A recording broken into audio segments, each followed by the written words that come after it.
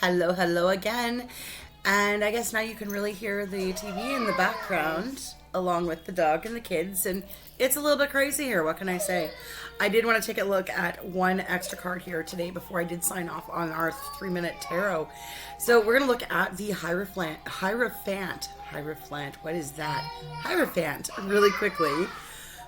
And the card indicates tradition and doing things in the most conventional ways and really sticking to what the institution has taught us, okay, and not straying outside of that. So you see this really traditional Pope,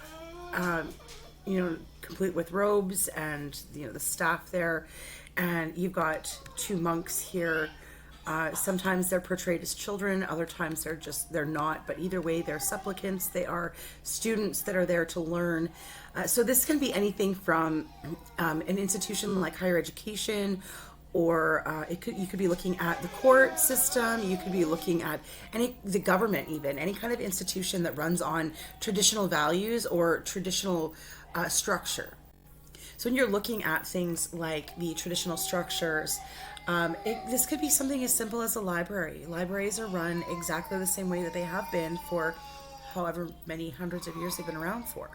Things are organized the same way. They are shelved the same way. They're stored the same way. So you do end up with that sense of institution there as well.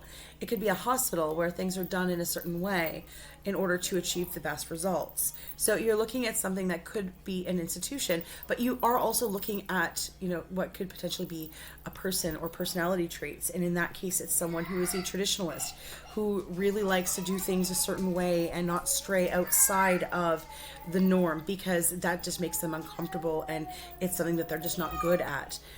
It's that person who is really heavy into conventional marriage, for example. Could be potentially opposed to gay marriage or marriage between different cultures, because people still fight against that. There could be it could be that kind of convention. It could be a professor in your university, if you happen to be going to school right now, or a boss that's following the rules because that's the way things have always been done. It's that level of institution that we're talking about here, that level of tradition. Those things that we do them simply because we have always done it that way. That's the kind of message that the Hierophant brings. In the case of an individual, it could very well be referring to, you are needing to be more traditional and more follow the rules because they're there for a reason. Or it could be, that you need to step away from those rules and go outside the box and see what else is out there. Now, this would be a lot more clear with additional cards, but and that's how you would interpret, what definition of the card you would be looking at is what's also surrounding it and what is the question that's being asked. So you definitely want to take a look at those, but it is a very complex card, and it's one that does I really feel like it needs more study. From my perspective, I got a really negative outlook on this card when I first started working with the tarot, because I got that sense of church from it. And of course, church is an institution, but it's not the only institution that runs things. Right? And I needed to kind of get outside that mindset that the church is the only institution that controls everything, because they're not.